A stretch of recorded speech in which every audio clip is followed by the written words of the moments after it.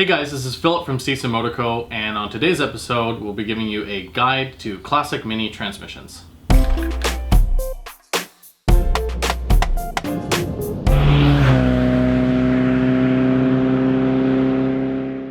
Alright, so right now in the shop we've got two transmissions. One's out of my car and one's off of the engine that we just derusted. And we thought it would be a good idea to be able to show people exactly the differences in between the transmissions that came on a Mini. Now, if you know Minis, you know that they had 3 manual transmission options throughout their years. There was the aptly named Magic Wand, which first came out when the Mini was introduced in '59, and that lasted all the way up until 1964. And then after that, there was what's called the remote change transmission. This was in Cooper S and Cooper models in '64, and it went all the way up until '73 when it was replaced with the rod change transmission, and that lasted right until the end of its production in 2001. So there are some differences in the transmissions, and it's kind of interesting to see now that they're out of the car. You don't get the chance to see this very often. I know a lot of people, when they buy a Mini, they wonder what kind of transmission they have. So hopefully today we can show you the differences, and we'll also show you, if you are looking at buying a transmission, we'll tell you what you can look for when looking for a used transmission. So I've got these two on the bench, and let's go take a look.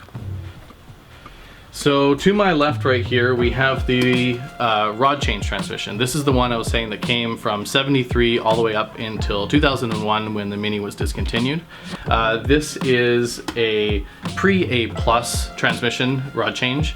They also had a A+ rod change transmission with some slight variances in the machining, and we can go into that after.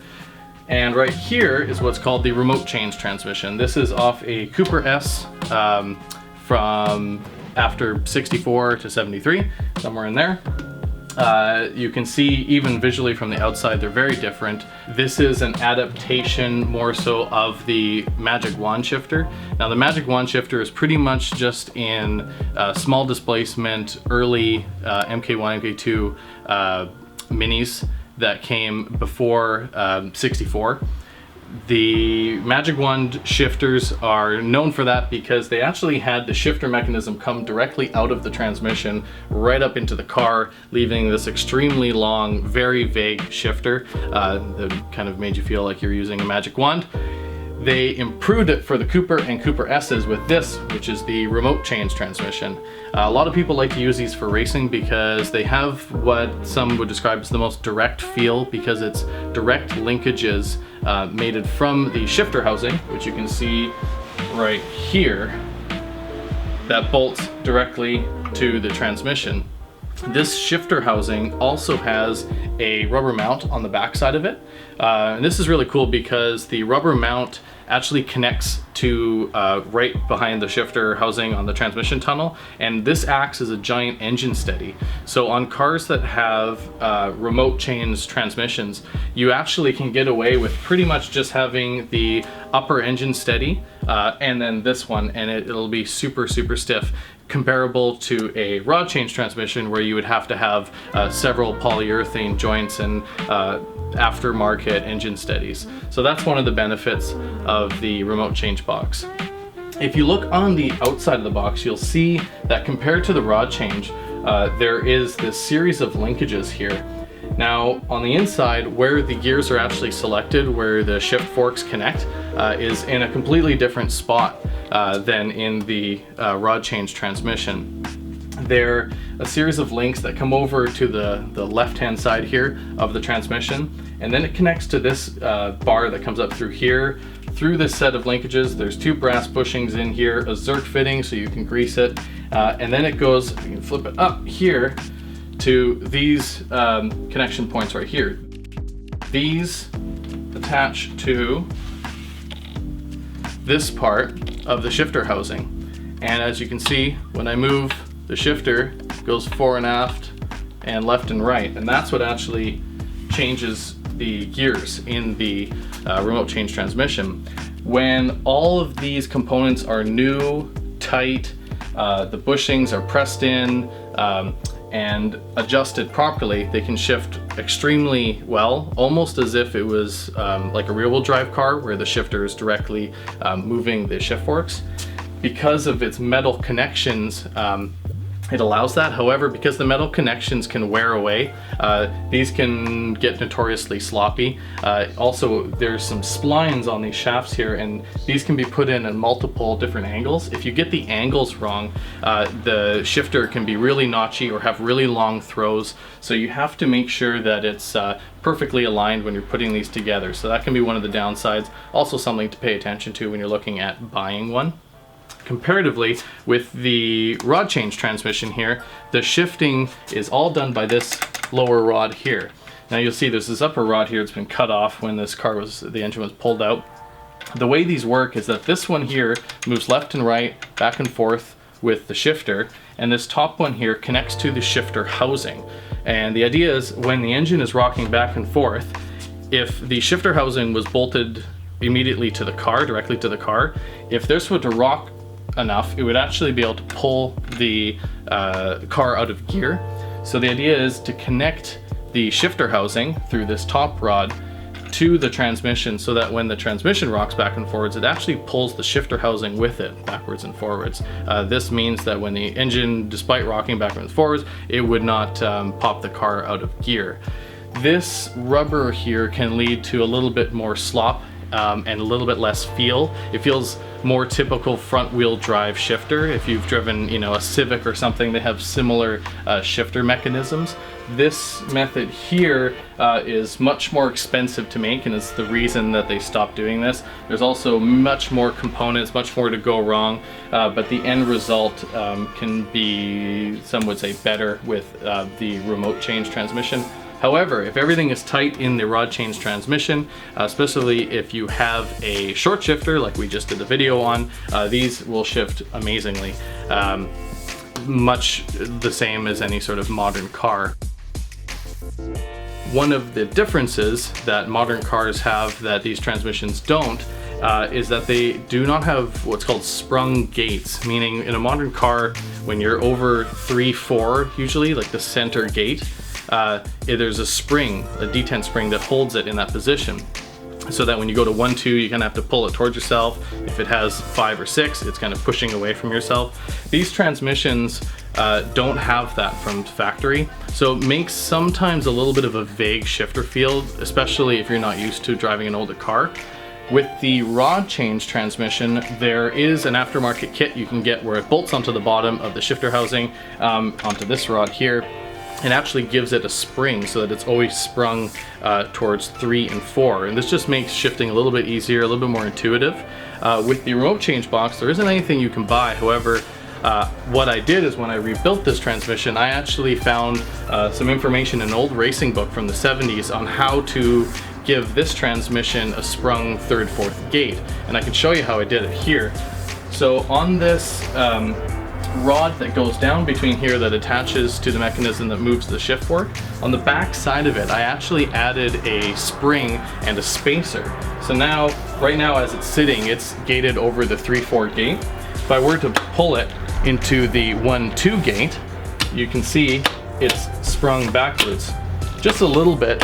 It took some experimentation to get the right spring and then the right size spacer so that it doesn't hit the big nut on the back side of the main shaft. But now it works just great, and with the shifter housing attached, it gives this really definitive feel, especially from 1-2 and then from 2 to 3. You don't need to push it forward and then find the 3rd gate. It can just pop in. So for either of these transmissions, it's a recommended add-on to make it feel much more modern, much more crisp. A short shifter is great, and then having some sort of sprung gate over the 3-4 can be really beneficial. So if you are interested in doing this yourself to your remote change box, you can see what I did here. There's just 3 components. There's pretty much, right here is a honeycomb spring. Attaching the honeycomb spring on the bottom is a conical washer, and then below that is a spacer just made out of old conduit piping here.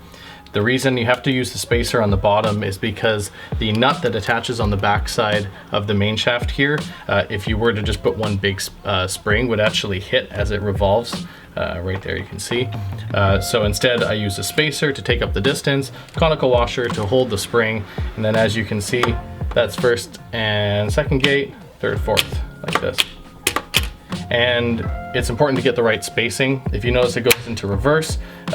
Nothing's shaking about. There's just ever so slight amount of tension on the spring, just enough to keep it from rattling. Once it goes back into 3/4, it's nice and tight. So you have to play around with getting the exact right spring rate. I just bought a whole bunch of generic honeycomb springs and found the one, cut it to the right shape so it fit perfectly. If you are looking to buy one of these transmissions used, there's a couple things you can look for. The main thing is that the case is in good condition. All the components inside the transmission are available for purchase, albeit some more expensive than others. But the case, much like buying the chassis of a car, if the chassis is warped or whatnot, you're not going to have a solid platform to build off of. Same thing with the transmission case. So you really want to look for cracks. You want to look for any dents or anything that doesn't look like it's been sitting correctly.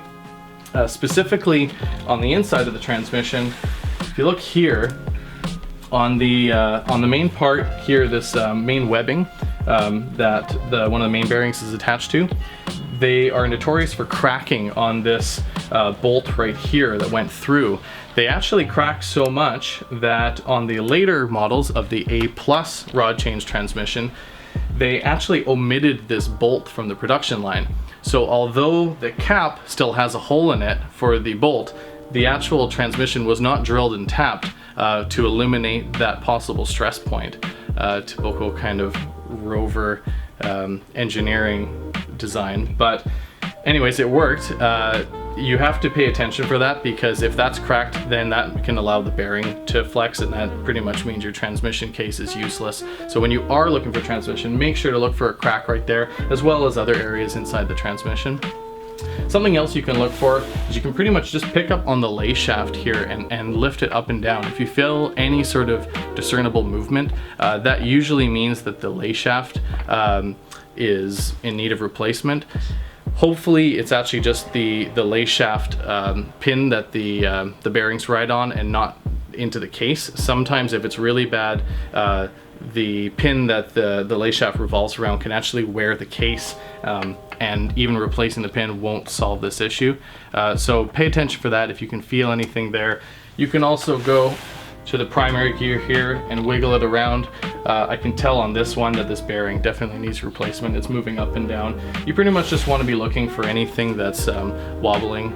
Fortunately, all these parts are available, all of the bushings and bearings. You can even go up to straight cut gears, dog boxes, you name it. There's a ton of things you can build in these. Another thing you want to look for inside the case here is that the synchro housings, the little teeth attached to them are not nicked. They're nice and pointy on the tip. You can replace the bulk rings, but if the synchro hubs themselves are worn out to the point where they're not going to be able to engage smoothly, even with new bulk rings, you're not going to have a nice changing transmission. So that's something that you have to pay attention to. You can buy new ones, however, they are pretty expensive, so that's something to take into consideration. So if you are picking up a used transmission, most likely you're going to want to rebuild it or at least refresh it with new bulk rings and bearings. There are also some extra mods you can do while you have it apart that are really beneficial. We'd really recommend. One of those is a cross pin diff. Now, the stock differential in a Mini has what's called two planetary gears. This is very kind of unconventional. Essentially, it only has two small gears that allow the movement of the differential. But with most conventional cars, pretty much anything else will have four planetary gears. Luckily, you can actually buy a 4-gear set for the Mini. It's called a cross pin diff. They're a couple $100 and really worth it. It pretty much makes the differential on a Mini, which is known to be extremely fragile, even with stock 1275 power. With a cross pin diff, it becomes essentially indestructible, very strong. So that's definitely something to pay attention to and to look at when you're doing a rebuild on your transmission. One other thing to look at is what's called a central oil pickup. Now you can see the difference on the rod change transmission I have here. It has the stock oil pickup, which actually picks up oil from here through this hole, and the pickup part of the transmission is off to the right hand side, meaning that if you were to go around a hard right hand corner and all the oil would slosh to the left hand side, the transmission oil pickup would actually be left dry, meaning that your bearings in the engine would not get any oil, and this can actually cause complete engine failure. Now the part, luckily, that replaces it is called a central oil pickup, and I have one in my gearbox here. Pretty much comes around and extends so that it picks up right from the center of the transmission. So if you're going left or right corner, it always has oil supplied to it, meaning your engine always has oil, pressurized oil for the bearings. It's a kind of must-add item if you do have the gearbox separated. It's very inexpensive and totally worth the investment to have that in there. You also want to make sure that when you're doing this, like I said, you check for any sort of play. These gearboxes are very particular. You want to have high quality bearings in there, high quality bulk rings. They don't cost very much between the kind of base model stock ones to an upgraded version. And if you are taking it apart, it's just worthwhile to make sure that you're putting in really good parts while you're doing that. Now, while we're speaking of that, pretty soon we're going to be rebuilding a transmission, and we're going to do a video on step-by-step guide, everything you need to know about rebuilding a transmission. So stay tuned for that. Please, if you like our videos, like and subscribe. We do this on our own time, and it takes a bit of effort, so it's really nice to see the positive reinforcement that you guys are giving. Thank you so much. Thanks for watching.